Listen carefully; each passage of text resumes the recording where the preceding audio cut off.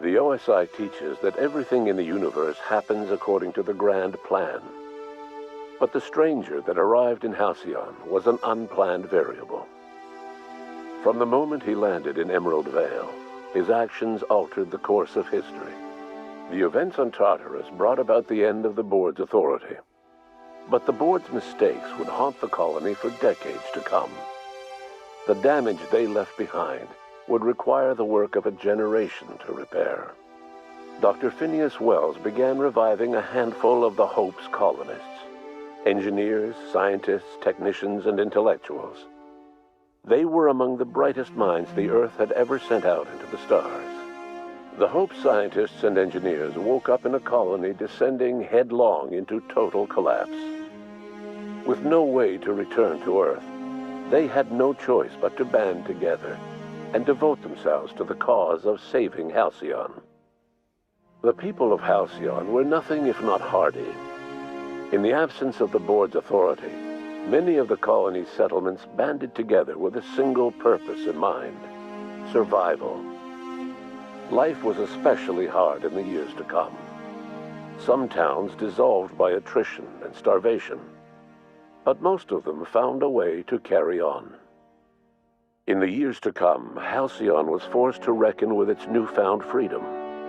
The board was gone, and for better or worse, the colony was responsible for its own destiny. Between MSI's worker-centric policies and the iconoclast's manpower, Sanjar and Zora were able to rally many of the Terra 2 townships to their cause. MSI's workforce swelled, and the iconoclasts enjoyed a significant surge in their ranks. The board was too distracted by infighting and internal politics to stop MSI from becoming a powerful corporation and a refuge for townships that might have fallen through the cracks. Consumed by paranoia, Lilia Hagen took Sublight Salvage in a controversial direction, openly accusing board officials of an extraterrestrial conspiracy. One day, an accident at the Groundbreaker's docking bay silenced her forever. Time would tell if her replacement could keep the Sublight family together. Adelaide McDevitt replaced Reed Thompson as the leader of Edgewater. She and her followers transformed Edgewater in their image. Anyone loyal to Reed was pressured into leaving town, and those who stayed behind adapted to her way of life. Adelaide transformed the old cannery into a new garden. The nearby Edgewater Cemetery provided a convenient source of fertilizer. Under the leadership of Junlei Tennyson, the Groundbreaker held firm against corporate influence. The ship's mechanical stability gave Junlei the time to educate a promising generation of engineers schooled in her family's traditions. The future of the Groundbreaker looks promising. The rediscovery of the Hope and the abandonment of the lifetime employment program forced Byzantium to come to terms with some uncomfortable realities about the state of Halcyon. While Byzantines were reluctant to surrender the luxuries they'd grown accustomed to, the board's diminished authority gave them little choice in the matter. Nearly everyone had to learn to make do with less. Some even had to get jobs. It was a dark time indeed. Even the Gorgon asteroid, though a distant enigma to most of Halcyon, felt the aftershocks of your actions. Olivia and Minnie Ambrose worked together to cure the marauders Adrena Time had created.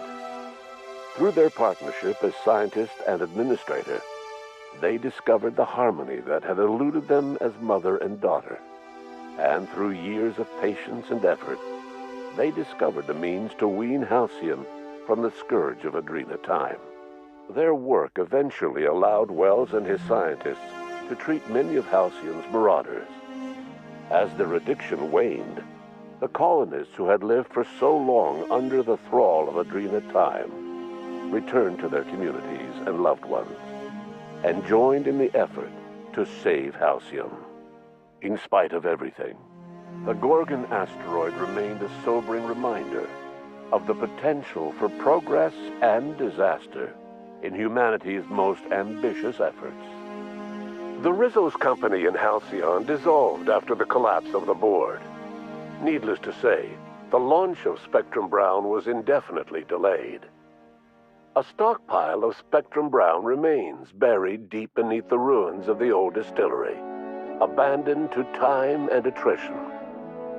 With the dissolution of the board, Ruth Bellamy found herself without the two constants in her life: Byzantine culture and her sister Belinda. In the face of this new reality, she struggled to find a direction for her life. The colony had moved on from Halcyon Helen and would require new heroes in the years to come. And so Ruth Bellamy decided it was time to exit stage left. She quietly disappeared from public view. The dissolution of the board did not mean the dissolution of the ambitions of Cedric Kincannon, the charismatic leader of Sublight Underground. Cedric offered Slug's transportation services to the newly thawed colonists and set to work ferrying resources and food wherever they were most needed. For better or worse, Slug headgear became fashionable in the following years. As the board began to disintegrate, Spencer Woolrich found himself at a crossroads. Cling to what little stardom remained to him, or help usher Halcyon into its new future. To the surprise of many, perhaps himself most of all, Spencer chose the latter option. Having learned a variety of different skills in the many different roles played throughout his lengthy career, Spencer founded a radio serial dedicated to staying alive despite the odds. His subjects included how to survive violent encounters with only grazing wounds, dispense pithy one-liners for tense scenarios, and, of course, how to look good doing both.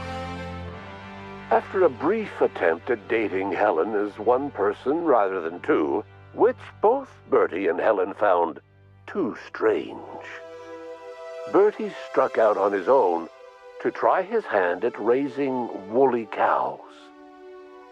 Many of his former Rangers teammates soon followed, accompanied by the woolly cow the team had originally plied with alcohol.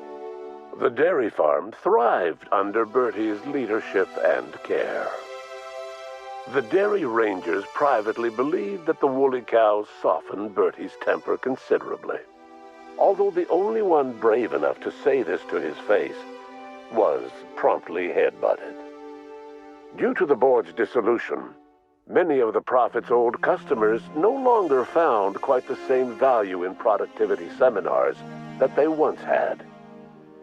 With her business drying up, the Prophet chose to take her followers down a new path. Months later, salvagers on Eridanos found clues leading them to a seemingly abandoned bunker out in the wilderness. Inside, they discovered horribly mangled corpses, sacrificed to a blood-scrawled portrait of a sprat-headed deity. The Prophet was not among the bodies. Your influence shifted Ellie's perspective. She finally admitted, albeit grudgingly, that she just might need other people. Sometimes. With a steady income from the life insurance payouts, she was finally able to afford a ship of her own. She hired a small crew and flew supply missions to communities on the fringe. Some of them were even legal. Life in Halcyon was sobering for Felix Millstone. The grand revolution he dreamed of never came. There was no great awakening for the colony, no celebrations in the streets. There was only the hard, desperate work of trying to repair a broken colony. Felix never had a head for numbers, but if there was labor to be done, he was there to help. Eventually, Felix realized that the work of a revolution was done with two hands. As much as he enjoyed his adventures aboard the Unreliable, the vicar, known as Max, eventually decided that it was time to move on to live out the life he had sought so long to create. He knew there were many in the colony who carried burdens much worse than the ones he had struggled with, and he devoted himself to easing their suffering wherever he could. He only ever took up arms again to defend the defenseless. Unshackled from a lifetime of striving and fighting the universe and himself, Vicar Maximilian de Soto was finally at peace.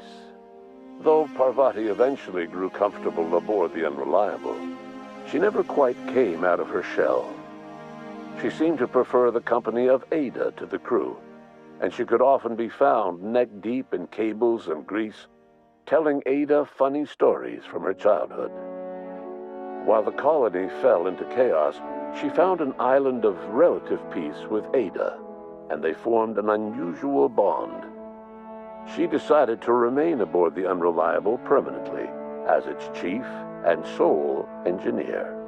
Nyoka returned to Monarch to take another crack at making a permanent life for herself.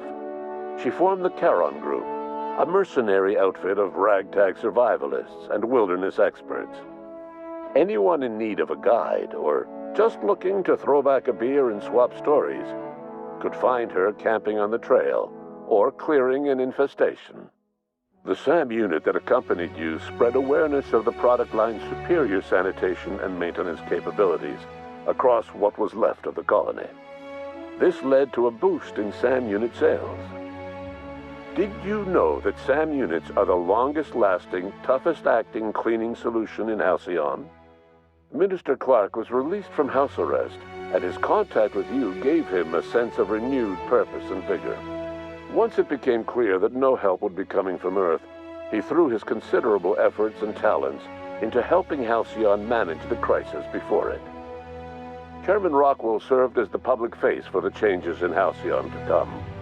Whenever you needed strings pulled or a voice to sell a policy change, Rockwell was only too happy to oblige. As for Dr. Phineas Wells, he spent his remaining years in his orbital lab. He eventually came to terms with his own past and was able to forgive the mistakes of his younger self by devoting his remaining years to serving the colony. In the end, Dr. Wells was able to save every scientist and engineer aboard the Hope. Over the next decade, nearly all of the Hope's remaining colonists were successfully revived. Halcyon saw a period of rapid technological and scientific advancement. Breakthroughs in dietary supplements saved the colony from starvation. Geoengineering projects and social reforms began to change the structure and character of the colony. Dr. Wells laid the groundwork for the project to save the colony, but he would never live to see the fruits of his labor. He passed away a few years later. His work was carried on by the scientists and engineers he revived. Today, Halcyon has stabilized. The people of the colony work hard to adapt to their new circumstances. Nearby colonies send aid and supplies. Life will never be easy in Halcyon, but for the first time in its history, there exists a sense of real, genuine hope about the future. And what about you, the unplanned variable in the history of Halcyon? You brought an end to the chaos on Tartarus and made Chairman Rockwell your own puppet, a role he was all too eager to play. The colony never realized you were the true power behind the new administration. By acting vicariously through agents and third parties, you controlled Halcyon from the shadows. As a result, Halcyon survived the turbulent years that were to follow. No one knows what's happened to Earth, and no one knows what the future has in store for Halcyon. All we know for certain is this: the name of the Unreliable and that of its intrepid captain will remain the subject of countless stories for years to come.